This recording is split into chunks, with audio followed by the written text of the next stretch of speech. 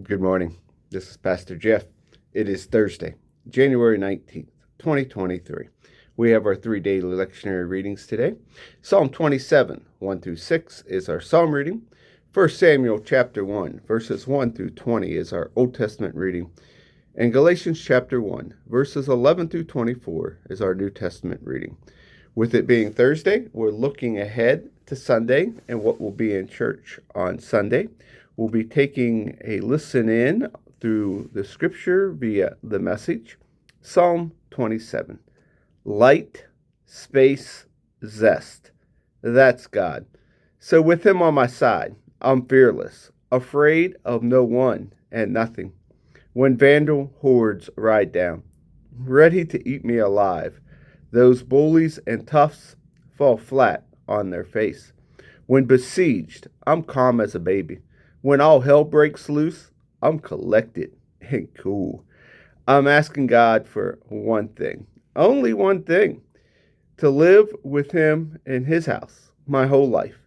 I'll contemplate his beauty. I'll study at his feet. That's the only quiet, secure place in a noisy world. The perfect getaway, far from the buzz of traffic. God holds me head and shoulders above all who try to pull me down. I'm headed for his place to offer anthems that will raise the roof. Already, I'm singing God songs.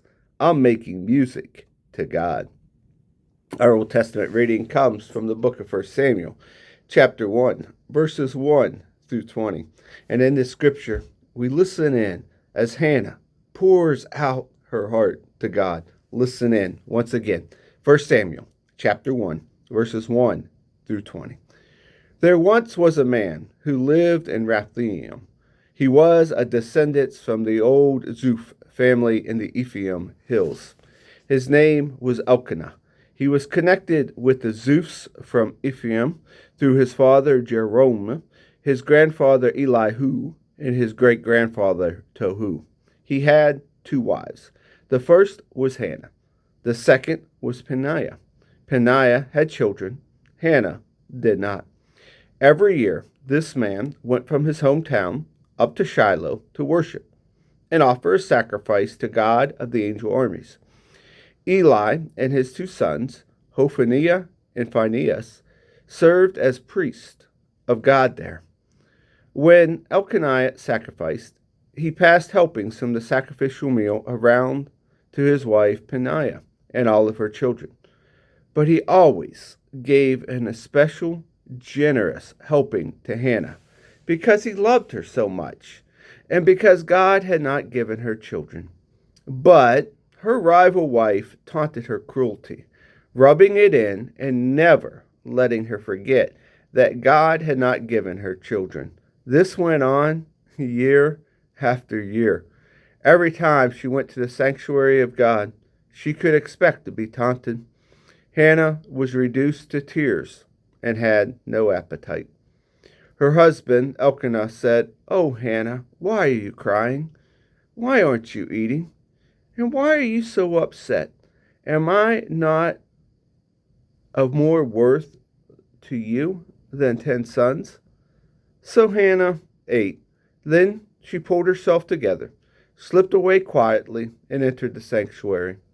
The priest Eli was on duty at the entrance of God's temple in the customary seat. Crushed in soul, Hannah prayed to God and cried inconsolably. Then she made a vow. "O God of the angel armies, if you take a good, hard look at my pain, if you quit neglecting me and go into action for me by giving me a son, I'll give him completely, unreservedly to you. I'll set him apart for a life of holy discipline." And it so happened that as she continued in prayer before God, Eli was watching her closely. Hannah was praying in her heart, silently. Her lips moved, but no sound was heard. Eli jumped to the conclusion that she was drunk. He approached her and said, "You're drunk. How long do you plan to keep this up? Sober up, woman." Hannah said, "Oh, no, sir. Please. I'm a woman, broken-hearted. I haven't been drinking, not a drop of wine or beer. The only thing I've been pouring out is my heart, pouring it out to God. Don't for a minute think that I'm a bad woman. It's because I'm so desperately unhappy and in such pain that I've stayed here so long." Eli answered to her, "Go in peace, and may the God of Israel give you what you have asked of him." "Think well of me and pray for me," she said, and went her way. Then she ate heartily, her face radiant. Up before dawn, they worshiped God and returned home to Ramah.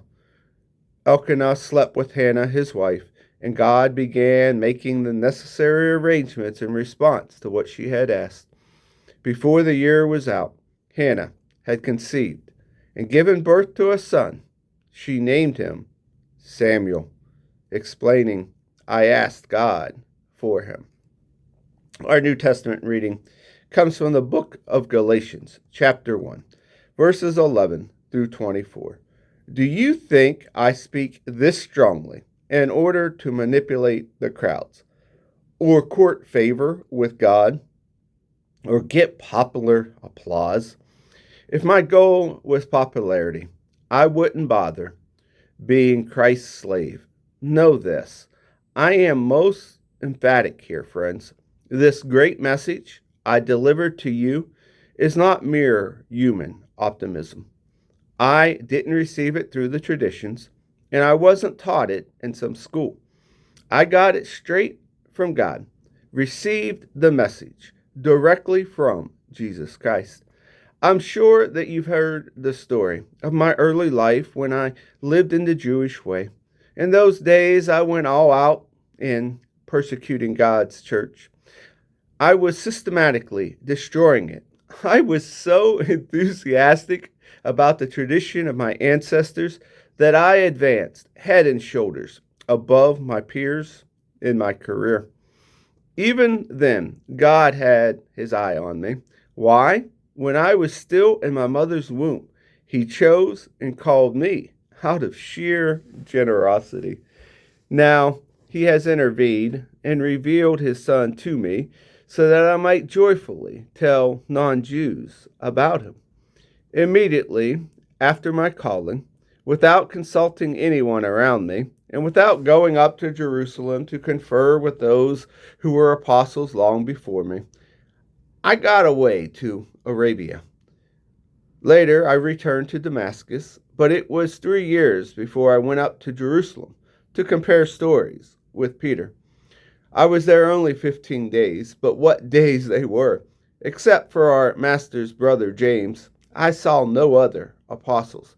I'm telling you the absolute truth in this. Then I began my ministry in the regions of Syria and Cilicia. After all that time and activity, I was still unknown by face among the Christian church in Judea. There was only this report: that man who once persecuted us is now preaching the very message he used to try to destroy. Their response was to recognize and worship God because of me. And here ends our readings for the day.